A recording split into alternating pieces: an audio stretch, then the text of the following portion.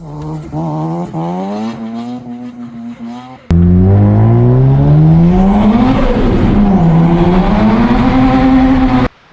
to my channel. This is the first time I've shot a video anything like this, so I'll just give you a quick idea of who I am.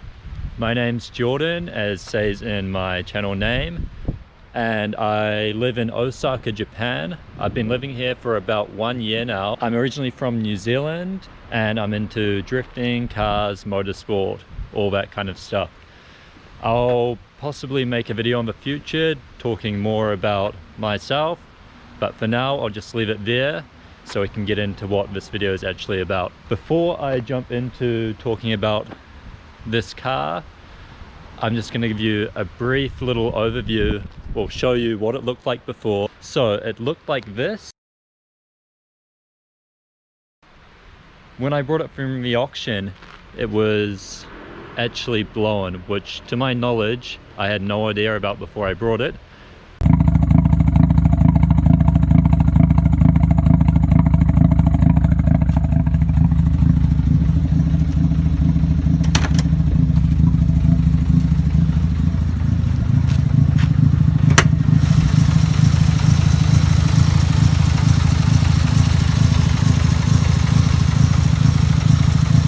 So anyway, I had this car that was blown, and I basically spent the last year or so trying to get it running again. Basically, the reason I brought the RX-7 was at the time I had a Nissan S15 Silvia,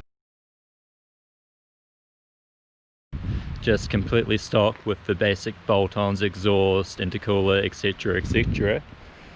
And I was at a point where I was like, either I put a turbo kit on this car, on that car, and make it good, which is going to cost a lot of money, buy an already tuned like 350 400 horsepower Silvia, which was probably the best financial move for what I wanted to achieve, or buy the car I always kind of wanted, which was an RX-7 FD. And I've had a few of these in the past.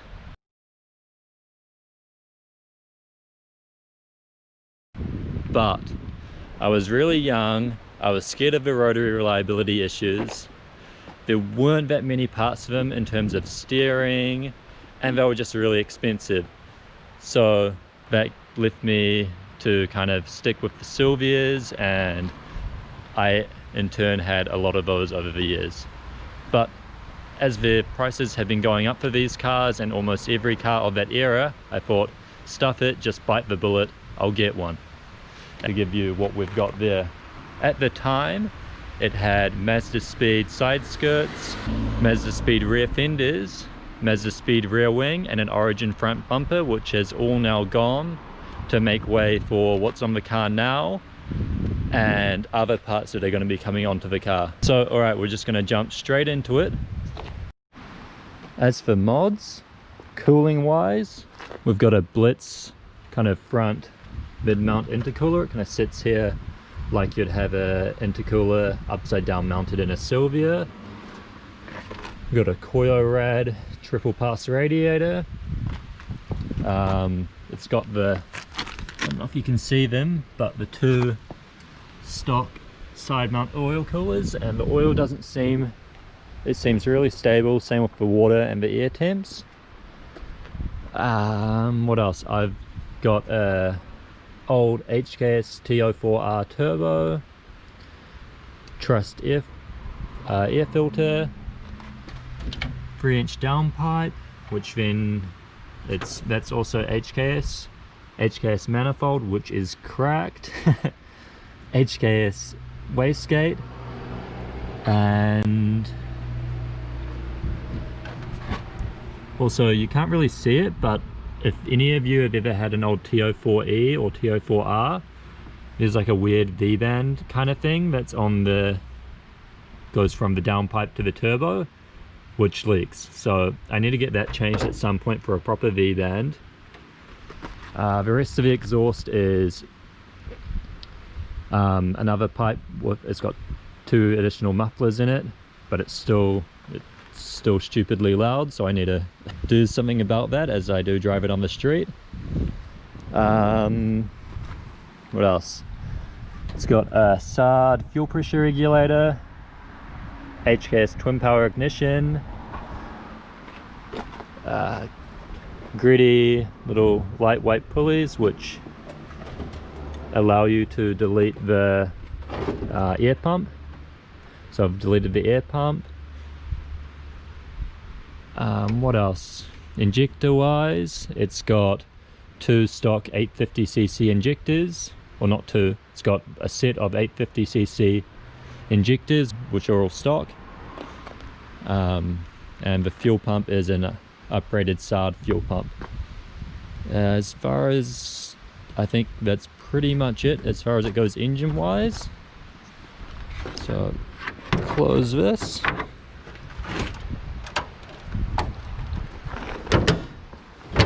And then just go around. And body kit, it's got a Urus front bumper, just kind of like a GT look.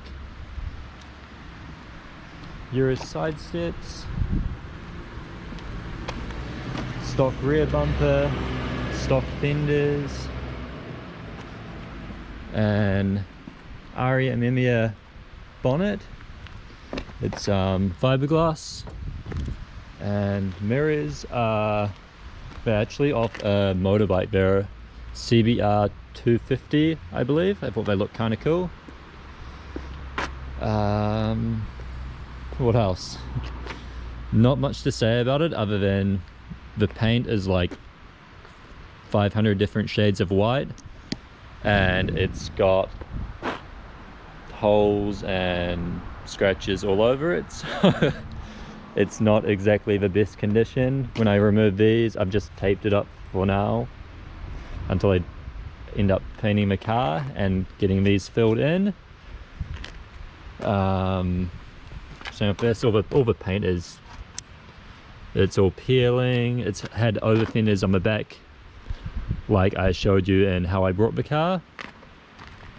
Also had a wing which was removed, and these holes need to be filled in.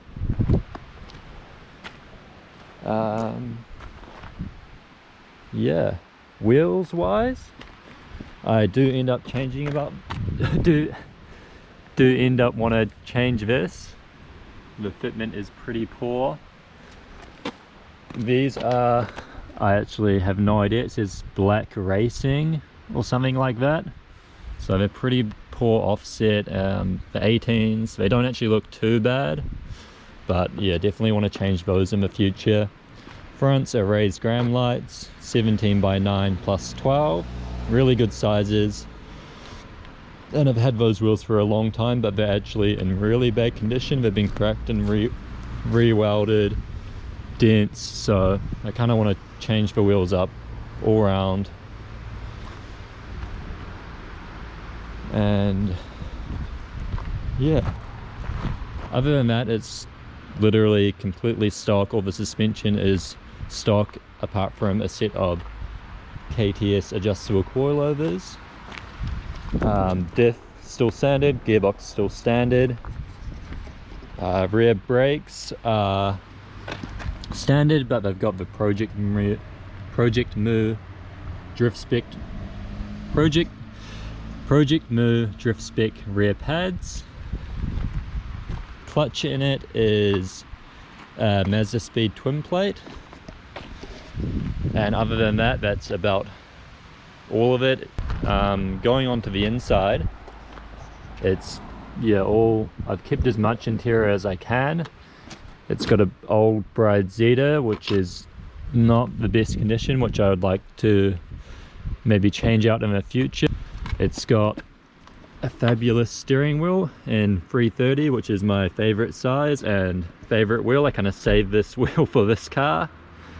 Old rear, big Defi boost gauge, Defi oil pressure gauge, and I've customized the stock cluster to accept 2 Defi meters in there, which is the water temp and oil temp. I'll see if I can light it up and show you. The only thing that kind of bugs me is the rev counter. I swapped that out too because the old one was broken and I didn't realize the new one was a different color. So I want to change that at some point. Work spell quick release. Drift button so my handbrake doesn't get locked up when pulling that. Just some, I have no idea, some random little white shift knob with an extender. It's got a Blitz boost controller. I put the DFI control box in here so it's easy to access and check. A little carbon wrapped plate where the stereo goes. Power FC with a R-Magic Power FC holder. Stock passenger seats, stock rear seats, and